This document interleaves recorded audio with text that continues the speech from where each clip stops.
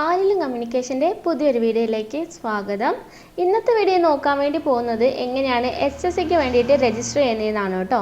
അതായത് state selection കമ്മീഷനാണ് SSC എന്ന് പറയുന്നത്. അപ്പോൾ അതിന് വേണ്ടിയിട്ട് എങ്ങനെയാണ് അപ്ലൈ ചെയ്യുന്നതെന്നാണ് ഇന്നത്തെ വീഡിയോ നോക്കാൻ വേണ്ടി പോകുന്നത്. അപ്പോൾ ഇതുവരെ ചാനൽ സബ്സ്ക്രൈബ് ചെയ്യാതെ സബ്സ്ക്രൈബ് ചെയ്യുക. അതുപോലെ തന്നെ ബെൽ ഐക്കൺ ഒന്ന് ക്ലിക്ക് ചെയ്ത് കഴിഞ്ഞാൽ നമ്മളിടുന്ന വീഡിയോസിൻ്റെ നോട്ടിഫിക്കേഷൻ അപ്പോൾ തന്നെ വരുന്നതായിരിക്കും കേട്ടോ. നമുക്ക് വീഡിയോയിലേക്ക് പോകാം. അതിനായിട്ട് ഗൂഗിൾ വെബ് ബ്രൗസറിൽ നമുക്ക് SSC എന്ന് ടൈപ്പ് ചെയ്ത് കൊടുക്കാം.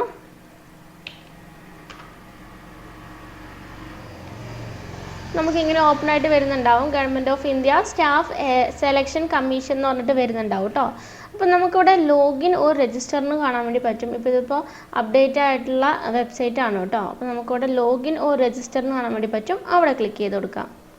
അപ്പോൾ ചോദിക്കുന്ന ഓൾറെഡി രജിസ്റ്റർ ചെയ്തിട്ടുണ്ടെങ്കിൽ ലോഗിൻ ചെയ്യാനുള്ള ഓപ്ഷനാണ് ഇത് വരുന്നത്. നമുക്ക് താഴെ നോക്കിയാൽ ന്യൂ യൂസർ എന്നുള്ളിടത്ത് രജിസ്റ്റർ നൗ എന്ന് കാണാം. അവിടെ ക്ലിക്ക് ചെയ്ത് കൊടുക്കാം. ഇപ്പോൾ ഇതിൽ വൺ ടൈം രജിസ്ട്രേഷൻ ചെയ്യുമ്പോൾ നമ്മൾ 3-4 സ്റ്റെപ്പാണ് വരുന്നത്. First personal details, password creation, additional details, അത് കഴിഞ്ഞാൽ ഡിക്ലറേഷൻ. ഇങ്ങനെ 4 സ്റ്റെപ്പാണ് വരുന്നത്. അപ്പോൾ ഇതിനകത്ത് വൺ ടൈം രജിസ്ട്രേഷൻ ആണ് ചെയ്യാൻ വേണ്ടി പോകുന്നത് കേട്ടോ. അപ്പോൾ നമുക്കിവിടെ താഴെ കണ്ടിന്യൂ എന്നുള്ളിടത്ത് ക്ലിക്ക് ചെയ്ത് കൊടുക്കാം. ഇവിടെ നമുക്ക് കാണാം ഫസ്റ്റ് തന്നെ വരുന്നത് പേഴ്സണൽ ഡീറ്റെയിൽസ് ആണ് വരുന്നത്. അപ്പോൾ നമ്മൾ ഫസ്റ്റ് തന്നെ ചോദിക്കുന്നത് do you have a Aadhaar card എന്നാണ് ചോദിക്കുന്നത്. അപ്പോൾ ആധാർ കാർഡിൻ്റെ യെസ് കൊടുത്തതിന് ശേഷം നമ്മുടെ ആധാർ കാർഡ് നമ്പർ കൊടുക്കുക. നോ ആണെങ്കിൽ നോ കൊടുത്തതിന് ശേഷം നമ്മൾ ഏതാണോ ഐഡൻറ്റിഫിക്കേഷൻ സർട്ടിഫിക്കറ്റ് ചെയ്യുന്നത്, driving licence, PAN card, passport, voter ID, school or college ID കാർഡിനകത്ത് ഏത് വേണമെങ്കിലും സെലക്ട് ചെയ്യാം. അത് സെലക്ട് ചെയ്തതിന് ശേഷം നമ്പർ കൂടെ കൊടുക്കുക കേട്ടോ. നമുക്കിപ്പോൾ ആധാർ ഉള്ളതുകൊണ്ട് നമുക്ക് ആധാറിൻ്റെ നമ്പർ കൊടുത്താൽ മതിയാകും.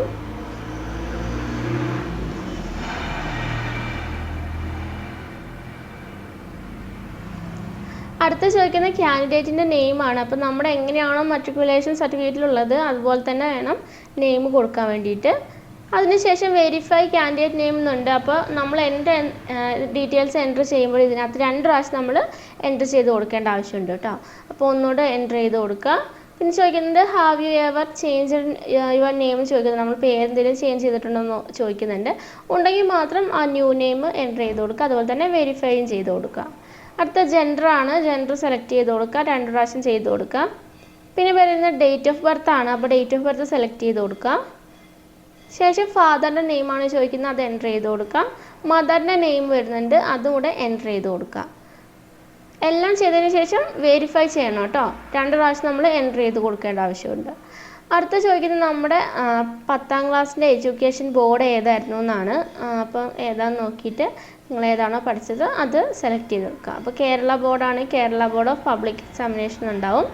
അപ്പം അത് സെലക്ട് ചെയ്ത് കൊടുക്കാൻ വേണ്ടി പറ്റുന്നതാണ്. അപ്പോൾ 2 പ്രാവശ്യം തന്നെ സെലക്ട് ചെയ്ത് കൊടുക്കുക.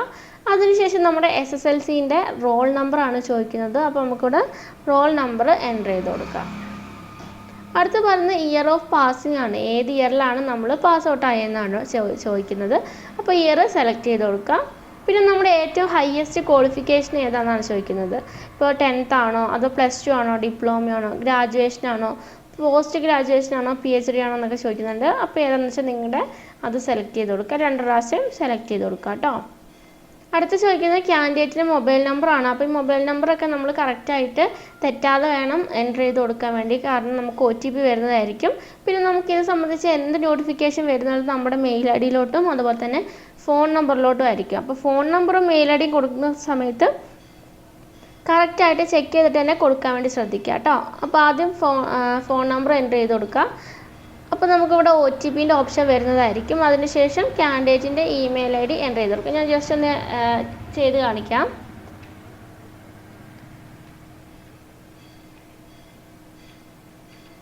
ഫോൺ നമ്പർ എൻ്റർ ചെയ്ത് കൊടുത്തിട്ടുണ്ട്. അപ്പോൾ കണ്ടോ അവിടെ സെൻഡ് OTP എന്ന് വരുന്നുണ്ടാവും. അപ്പോൾ സെൻഡ് OTP കൊടുക്കുക. അതിനുശേഷം ആ OTP നമ്പർ അവിടെ എൻ്റർ ചെയ്ത് കൊടുക്കുക. അതുപോലെ തന്നെ മെയിൽ IDയിലോട്ട് വരുമ്പോൾ അതിനകത്തോട്ടും വരുന്നതായിരിക്കും. നമുക്ക് OTPൻ്റെ ഓപ്ഷൻ ഉണ്ടാവും. അപ്പോൾ ഇവിടെ പറയുന്നുണ്ട് ഏതെങ്കിലും മൊബൈൽ നമ്പറിലോ അല്ലെങ്കിൽ ഇമെയിലിലോ ഏതെങ്കിലും ഒന്നിൽ വരുന്ന OTP മാത്രം എൻ്റർ ചെയ്ത് കൊടുത്താൽ മതി എന്ന് പറയുന്നുണ്ട് കേട്ടോ. അതിനുശേഷം സേവ് ആൻഡ് നെക്സ്റ്റ് കൊടുക്കുക. ഇപ്പോൾ നമ്മൾ ചെയ്യുന്നതിന് മുമ്പ് എന്തായാലും കറക്റ്റ് ആണോ എന്നെല്ലാം ഒന്നും കൂടി ഒന്ന് ചെക്ക് ചെയ്യുക കേട്ടോ.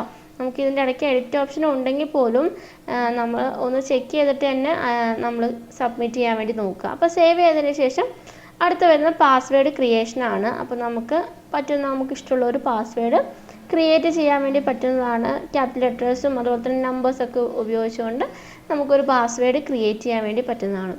അതിനുശേഷം വരുന്ന അഡീഷണൽ ഡീറ്റെയിൽസ് ആണ്. അതായത് നമ്മുടെ കാൻഡിഡേറ്റിൻ്റെ നാഷണാലിറ്റി, അഡ്രസ്സ്, നമ്മുടെ എഡ്യൂക്കേഷൻ ഡീറ്റെയിൽസ്, നമ്മൾ എത്ര വരെ പഠിച്ചു, ഹയസ്റ്റ് ക്വാളിഫിക്കേഷൻ ഏതാണ്, എല്ലാം കൊടുക്കേണ്ടത് അടുത്തതിലാണ്. അപ്പോൾ അഡീഷണൽ ഡീറ്റെയിൽസിലാണ് അടുത്തത് വരുന്നത് കേട്ടോ.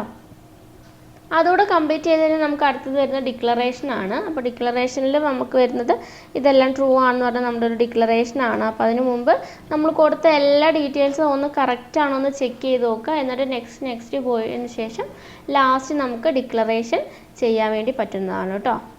വളരെ എളുപ്പത്തിൽ തന്നെ നമുക്ക് ചെയ്യാൻ വേണ്ടി പറ്റുന്നതാണ്. വീഡിയോ ഇഷ്ടമായെങ്കിൽ ലൈക്ക് ചെയ്യാനും ഷെയർ ചെയ്യാനും അതുപോലെ തന്നെ സബ്സ്ക്രൈബ് ചെയ്യാനും മറക്കരുത്.